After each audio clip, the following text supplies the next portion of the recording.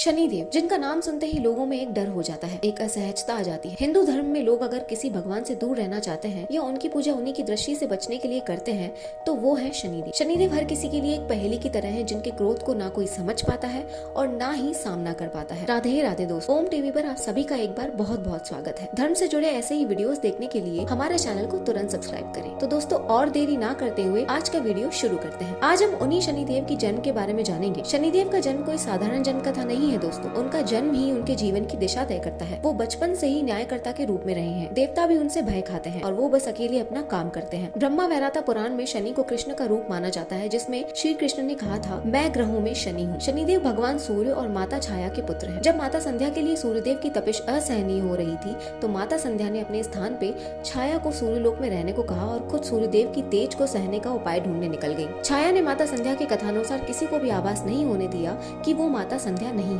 दिन बीतते गए, वो सूर्य लोक में घुलती गई और सूर्यदेव के लिए उनके मन में भाव उत्पन्न होने लगा, पर फिर भी वो अपने कर्तव्य मात्र को ही अपना धर्म समझती नहीं। पर अंततः उनमें प्रेम प्रसंग हुआ। इधर माता संध्या अपने पिता के पास गई, उनसे सूर्यदेव के तप को सहने का उपाय पूछने लगी और पिता के सूर्यलोक के बारे में पूछने पे बताया कि उन्होंने छाया को वहाँ रहने को कहा है। भगवान विश्वकर्मा को एहसास हुआ कि संध्या ने बहुत बड़ी गलती की है और उससे तुरंत सूर्यलोक वापस जाने की बात कही, पर पिता से हल ना मिलता देख माता संध्या वहां से जंगल की ओर चली गई और खुद ही आराधना करके कुछ हल ढूंढने का प्रयास करने लगी। इसी बीच जब माता संध्या को ज्ञात हुआ कि सूर्यलोक में क्या हो रहा है और उन्हें अपनी गलती का एहसास हुआ तो वो क्रोध में सूर्यलोक वापस गई। यहाँ सूर्यदेव को भी आभास हो गया था कि वो संध्या के साथ नहीं है। तब वो छाया के साथ बुरा व्यवहार करने लगे। उन्हें लगा कि उनके साथ छल हुआ है और वो उसका जिम्मेदार छाया को मानते थे। और जब संध्या से मिले तो उनसे कहा कि छाया के साथ उनका कोई संबंध नहीं है, वो सिर्फ संध्या से ही प्रेम करते हैं। वो अपने तेज को कम करने की चेष्टा करेंगे और छाया की तरफ बिना देखे चले गए। छाया उस समय गर्भ से थी।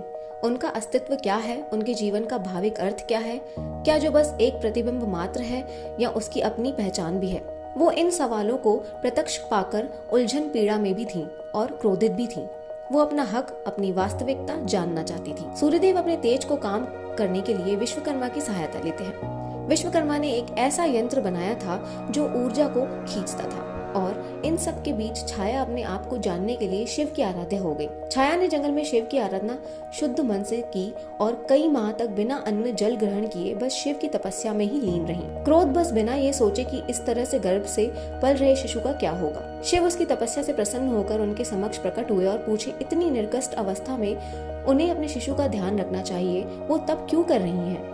इस पर छाया ने किसी को भी चीज की इच्छा नहीं की, उन्हें बस दर्शन अभिलाषा थी। तब शिव ने उन्हें एक पुत्र होने का वरदान दिया, जिसका नाम शनि होगा। उसका सारे ग्रहों पर प्रभाव होगा और छाया के साथ हुए अन्याय का न्याय करेगा। और आगामी वैसाखा के कृष्ण पक्ष अमावस्या के दिन छाया के पुत्र का जन्म भी हुआ, जिसका शरीर असित था और उनके माथे पर एक निशान भी था। छाया की जिद, जो वो गर्भ से होने के बाद भी बिना अन्न जल के तपस्या की थी, उसके कारण शनि का रंग स्याह हो गया था। छाया अपने पुत्र को लेकर सूर्यदेव के पास गई, पर सूर्यदेव ने उन्हें अपनाने से साफ मना कर दिया और छाया के हट करने पर उन्होंने शनि का मुख देखा तो वो विचलित हो उठे। उन्होंने छाया का तिरस्कार किया और उन्हें ये कहकर सूर्यलोक से निकाल दिया कि मेरा पुत्र काला नहीं हो सकता। छाया इससे बहुत आहत हुई, पर उस समय वो वहाँ से चली गई। जिसके बाद शनिदेव अपनी माता छाया की सेवा में लगे रहते थे और जैसे जैसे वो बड़े हुए, उन्हें उनकी माँ और उनके साथ हुए अन्याय की समझ हुई तो वो महादेव की तपस्या में लग गए। महादेव उनकी तपस्या से प्रसन्न होकर उनसे पूछते हैं कि उन्हें क्या चाहिए। क्रोध की अग्नि में जलते शनिदेव ने अपनी माता के साथ अन्याय करने वाले सूर्यदेव से अधिक बलवान होने का वरदान मांगा। इस पर भगवान शिव ने शनिदेव को न्यायाधीश और दंडकारता होने का वरदान दिया। वरदान मिलते ही शनिदेव ने सूर्य के ऊपर ग्रहण लगा दिया।